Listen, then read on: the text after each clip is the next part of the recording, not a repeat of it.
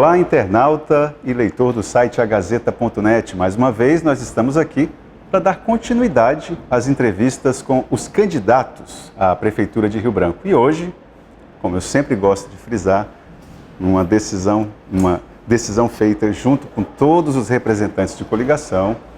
Isso foi muito transparente, muito tranquilo. A candidata de hoje é Eliane Sinhazic. Prazer recebê-la aqui, Eliane. Eu que agradeço aos internautas da Gazeta.net. Vamos que vamos. Eliane, como é o nome da tua coligação? Rio Branco do Futuro 1 e 2, são 7 partidos. Eliane, Rio Branco do Futuro. Na hora que vocês escolheram esse nome, como é que você avaliou? Como é que eu posso construir a Rio Branco do Futuro com lideranças que estão ao teu lado, que já tiveram tantas oportunidades de intervir na cidade, no estado, e não conseguiram fazer o que deveria ser feito? Eu vou discordar de você, Rita, porque quando a gente fala em Rio Branco do Futuro, eu falo notadamente de investimentos em educação. Sem educação, a gente não vai ter uma Rio Branco do futuro próspera, nós não vamos ter as pessoas crescendo economicamente, intelectualmente, então a gente não pode falar num futuro promissor se a gente não fizer investimento em educação. E as pessoas que estão ao meu lado, notadamente, vamos falar de Flaviano Melo, fez muito por Rio Branco, fez muito pelo estado do Acre, como governador e como prefeito de Rio Branco.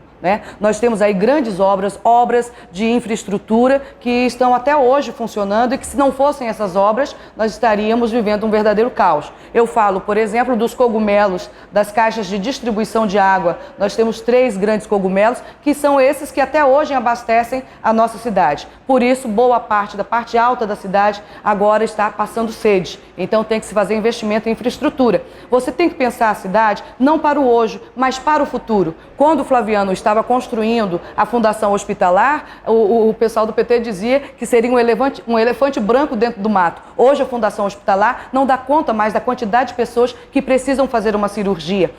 Nós tivemos aí grandes conjuntos habitacionais construídos na administração do Flaviano.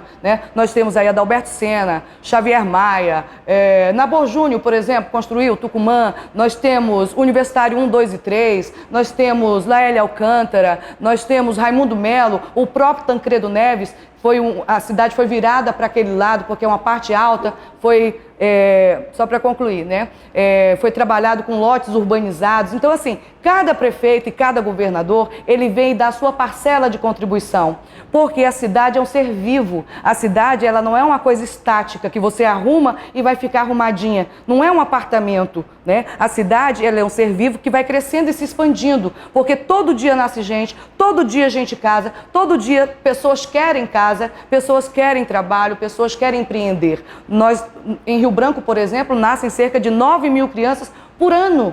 Então, a gente precisa fazer investimentos para poder ir acomodando as pessoas que vão chegando. E aí, cada um vem, faz a sua parte, dá a sua parcela de contribuição para colocar a cidade no rumo do crescimento, para que no futuro seja uma cidade realmente muito acolhedora, uma cidade agradável, boa de se viver e próspera. Vamos continuar falando de política, num aspecto que eu avalio que essa campanha, para minha surpresa, deixou a desejar. Em todas as campanhas que estão aí na rua.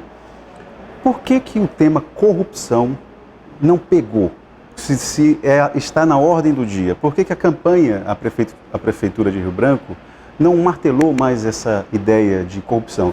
Eu assisto aos programas todos os dias, o teu programa falou sobre esse assunto, mas me parece que, no geral, esse tema deveria ter sido mais massificado, Afinal de contas, é algo que diz muito a ver com a relação entre poder público e cidadão.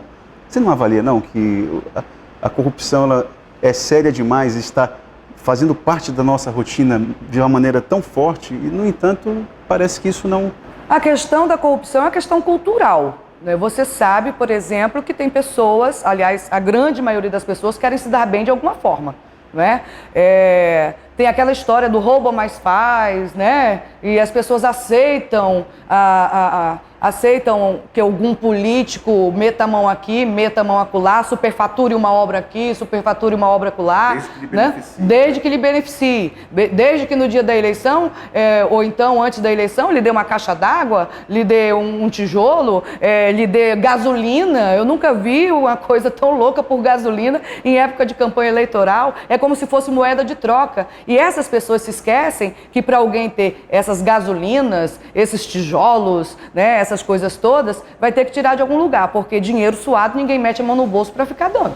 Mas, Mas aí, assim, o que eu observo... A relação disso com a campanha para prefeito? Eu acho que a gente tem que focar nas propostas. Como a campanha encurtou muito, inclusive em rádio e televisão, a gente tem que aproveitar esse tempo para falar do que a gente vai fazer, para falar do que a gente quer para a nossa cidade. E a gente não pode desviar muito para temas que não são, que não pegam, que a população não quer discutir.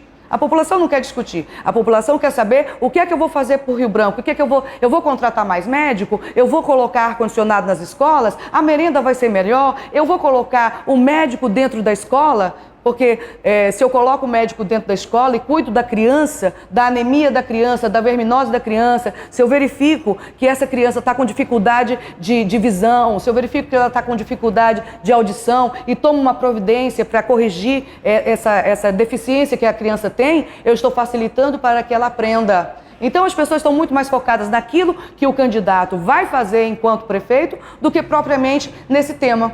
Esse tema realmente ficou muito escondido, mas é porque também nós não temos tempo suficiente para falar de tantas coisas. Bom, você falou aí a respeito da questão da relação, o que a população observa como prioritário. Hoje, especificamente hoje, a comunidade do Bujari, por exemplo, para citar um exemplo, fez um protesto lá porque o prefeito que está preso por corrupção, o que o substituiu, não está conseguindo levar a merenda, pegar a produção na área agrícola e levar para as escolas. Então, eu te pergunto, como é que vai ser em relação à possível gestão da Eliane Sinhazic em relação à educação e produção agrícola? Primeiro, deixa eu só concluir com relação à questão da corrupção. Para trabalhar comigo e na minha equipe, vamos escolher só pessoas ficha limpa. Tá? Isso é ponto pacífico, a gente tem que ter ficha limpa e tem que ter qualificação para nos ajudar a resolver os problemas. Porque não adianta você também pegar uma pessoa que não tem a menor qualificação e colocá-la em locais estratégicos, como, por exemplo, distribuição da merenda escolar. Né? A gente precisa de uma pessoa que seja ligada a esse setor, que tenha habilidade para resolver e que tenha atitude. O que eu observo muito, Itaã, hoje, é que as pessoas elas estão sem atitude. Ela é contratada para fazer um determinado serviço... Não toma iniciativa. Não toma iniciativa, entendeu? É preciso ter atitude, é preciso ter iniciativa. Para trabalhar comigo tem que ter iniciativa, porque a minha pegada é essa. Eu dou uma missão e eu cobro o resultado da missão. Ah, mas eu não fiz porque o fulano de tal não apareceu. Eu dei a missão para você. Você vai ter que dar conta da missão. Te vira, sabe? Então, essa pegada diferenciada vai ser muito importante dentro da nossa administração municipal, porque eu persigo a ordem que eu dou. Eu dou uma ordem, eu sei exatamente para quem eu pedi que realizasse isso, sei de que forma poderia ser realizado e cobro. Como vereadora, você percebia que o prefeito dava uma ordem e a ordem não era cumprida. Eu observei muito isso, né? Tipo assim, o meu assessor vai resolver. Assessor, a situação lá do pessoal do Polo Geraldo Mesquita é essa.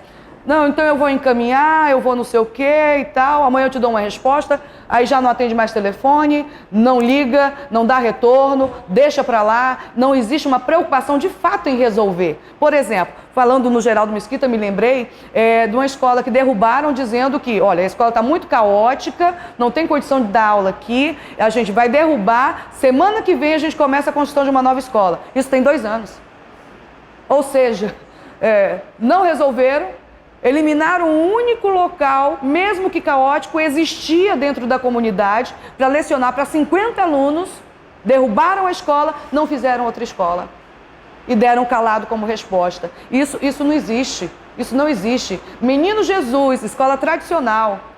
Há 67 anos existe a Menino Jesus ali na Marechal Deodoro. Está há 1 ano e meio fechada para uma reforma que nem começou, né? Isso é caótico e não existe uma resposta.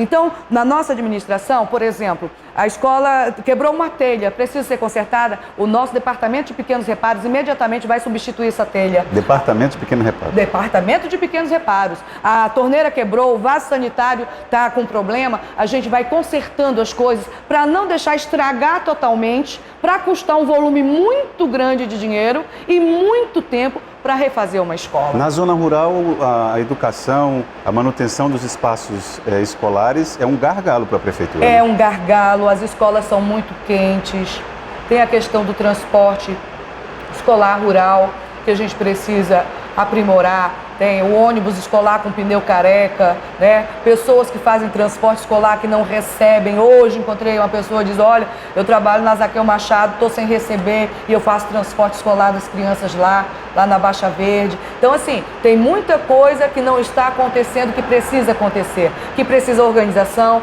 precisa planejamento, precisa atitude para poder resolver, né? Senão a gente vai deixar do mesmo jeito que está. E quando eu falo que é preciso mudar, e é preciso ter coragem para mudar, eu falo justamente dessa nova forma de fazer, nova forma de enxergar, respeitando os fornecedores da prefeitura, respeitando os professores, dando condições de trabalho para as pessoas trabalharem dentro do município. Eu encontrei médicos de saúde da família que disseram, Eliane, o prefeito nunca conversou com a gente para saber o que é que a gente precisava para melhorar o atendimento no posto de saúde. Eu passo o dia inteiro num cubículo, sentada de lado, porque não tem espaço.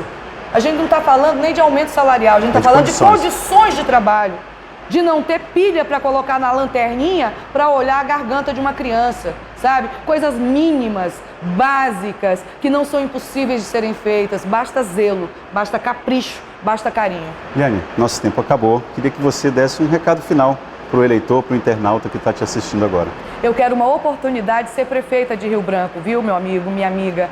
Eu quero ter a oportunidade de colocar esse meu jeito empreendedor, essa minha pegada eficiente, eficaz, efetiva, moderna, inovadora, arrojada, porque você tem que ser arrojado para fazer as coisas funcionarem, para que as pessoas tenham a verdadeira sensação de que o poder público de fato está funcionando, né? Sem essa pegada, sem ter uma prefeita que seja arrojada, que cobre, que esteja dentro, que ouça os funcionários públicos para saber o que é necessário modificar para melhorar, nós não vamos ter aí uma prefeitura eficiente. Então, o meu pedido é, me dê essa oportunidade de fazer mais e melhor, de deixar também o meu legado, a minha marca e o meu jeito de fazer dentro da nossa cidade. Obrigada. Obrigado mais uma vez, Eliane. Eu que agradeço. E assim a gente conclui a entrevista de hoje. Amanhã o entrevistado é o prefeito de Rio Branco, candidato à reeleição, Marcos Alexandre. Até lá.